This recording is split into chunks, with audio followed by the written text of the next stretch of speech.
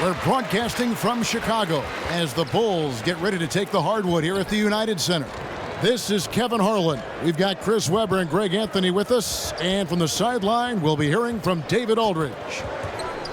This is the first game in the Nets road trip. They've struggled game after game to secure wins. It's been a tough haul, but they've had to feel like this game provides them a good chance to win.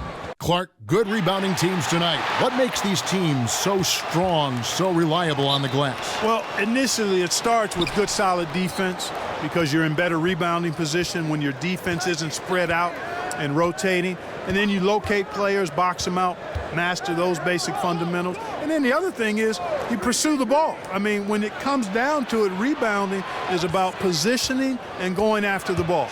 So the Nets starting five. Allen Crabbe out there with Demarre Carroll. Then there's Allen. Then it's Russell.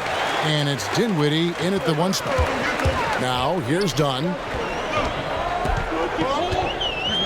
He dishes it to LaVine. Over Russell. And misses it off the right side of the rim. Carroll passes to Dinwiddie. Russell kicks to Crabbe. Screened by Russell. Off the screen. Allen dishes to Carroll. Shot clock at 6. Out to Russell. Grab the pass to Dinwiddie. Here in the first, a little over a minute played so far. Crabbe, no good. Here's Chicago. They just couldn't come out on top last time they took on the Nets. That one was played in Brooklyn. And their last time against this club, they really fell short at the free throw line. Yeah, and that was the difference, really. I mean, you think about it, they didn't knock them down at the same rate, and that hurt them. And it's going to be out of bounds. The Bulls will take it.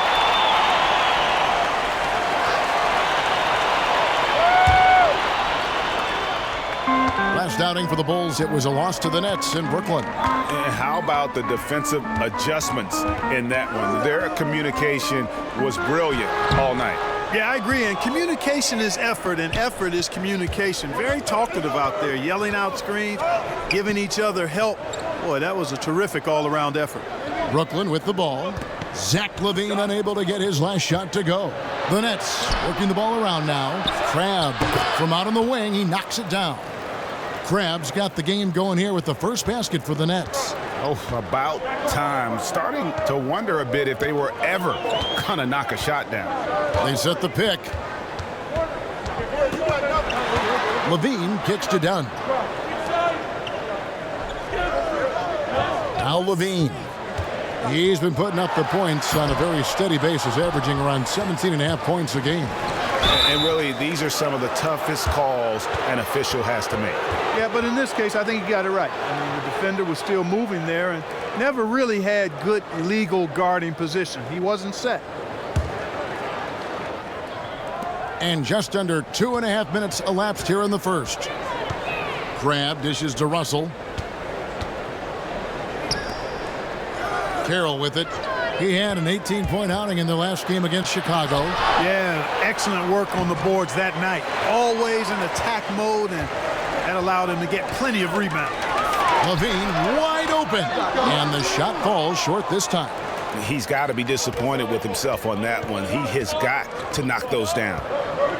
And for many years, the Chicago Bulls were viewed as a model franchise. Always were competitive and in the hunt for a title, but this current version just can't escape turmoil from within. Here's LaVine after D'Angelo Russell's bucket.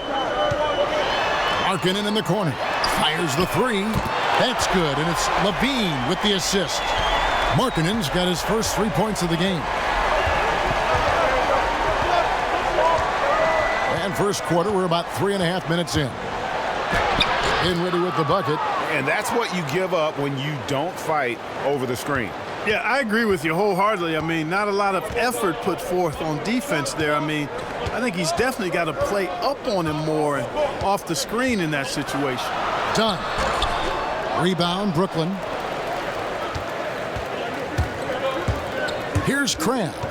And he really did play well against Chicago in that last game. Off the pick. And again, it's Brooklyn converting. That was an outstanding pick that gave him the room to bury the jump shot. Underrated, but not undervalued. LaVine against Russell. Puts it up from 7. Got it. Nice one there from LaVine. LaVine's got his first basket of the night. You know, once LaVine gets the ball anywhere near the bucket, his score-first mindset takes over. Here's Dinwiddie, and he can be counted on to put some points on the board every night. He's averaging right around 13.5 points a game. Just 5 on the clock. Crabbe from long range. Up again. He hangs in there and cashes in on the second chance points. Oh, how about the finesse there? Nice little gentle touch on the board. And you know, when you have that gentle touch, those chip-ins are easy to come by.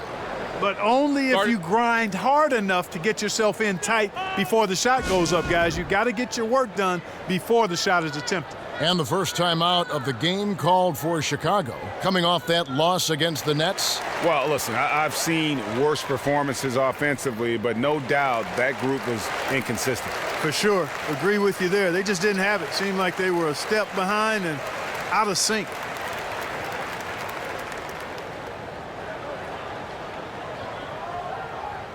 So Chicago ends up going with the new group. A big group substitution here for Brooklyn. Okafor is checked in for Allen. Wande Hollis-Jefferson comes in for Demarre Carroll. Harris is checked in for Crabbe. And it's LeVert in for Spencer Dinwiddie. Now here's Payne. Looking at his numbers, he's averaging about 6.5 points a game. Here's Valentine. Fouled in the act of shooting. A 3-point play chance coming up. Nice looking floater there, Kevin. Such a fast shot, a quick release. Really hard to guard that. And this is his first trip to the line tonight.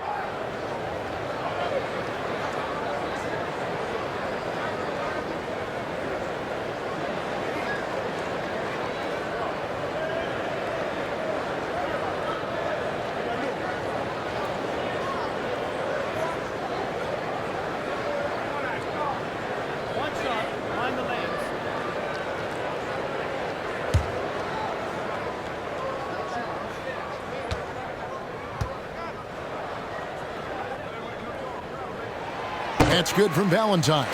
Clark, when you look back at your terrific career, who is the one player that you considered your toughest opponent to go up against? There were a couple of guys. Bernard King from the New York Knicks, because we saw them a handful of times a year, and he was just such a phenomenal scorer and a relentless worker offensively. He just never gave you a break. I didn't get to see the West Coast teams but twice a year. The Denver Nuggets in the early 80s had Kiki Vandeweghe, Alex English, and Dan Issel. And between those three guys, they were averaging about 80, 81 points a game. And I usually dealt with English or Vandeweghe. And those were long nights because those guys moved the ball, shot it from everywhere, and were excellent offensive players. 1:19 left to play in the first. LeVert the pass to Okafor. Here's LeVert, jacks up a 3. Payne grabs the board. And already they've staked out a noticeable advantage in terms of aggression and controlling the backcourt. And a trend they'd love to continue right through the next 3 quarters as well, Greg. Here is Russell after Chicago picking up a basket just moments ago. There's 48 seconds left to play here in the first. They need this. And it's Okafor missing. That's not the type of opportunity he fails to convert very often. Conley kicks to Valentine. Over to the wing. Payne with it. Russell's there. That one drops for him. Payne's got his first bucket of the night. And really, it's been a major aspect of their offense in the early stages here. Their success working the ball inside and getting points from close range. Here's LeVert. He hasn't scored yet. That, I'm sure, will change. There's the pick. Outside Russell. Just 5 on the clock. The Nets need to get a shot off here. A nice shot by LeVert. LeVert showing you can rise up from deep. A quality shooter when given room to fire. And still a close game as the first quarter comes to a close. Bulls lead by 1. From the United Center in Chicago, back in a moment. So far, it's been a closely contested game as we get the second quarter up and going. And looking at what we've seen from the Bulls, what do you guys think? I mean, what's interesting for me, first quarter, they're already getting points from their reserves. Yeah, and that bench, boy, has been really good. Provided a nice spark so far.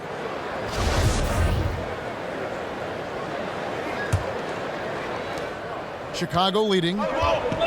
And for this new front office in Brooklyn, such a daunting task. Clark, pretty bare cupboard as far as players and picks. How do they do it? Well, you got to make $1 out of 15 cents, basically, and that's a stretch.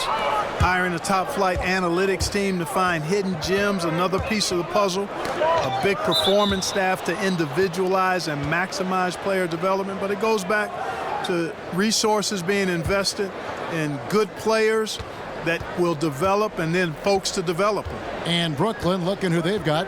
Russell and LeVert in the backcourt. Jahlil Okafor is out there with Hollis Jefferson. And it's Harris in at the 3 slot. And the foul called on Cameron Payne. That is his first foul of the game. Russell from long range. It's not going to go for him. Now Chicago takes it the other way. They'll be off to Charlotte for a game against the Hornets. That'll be just one.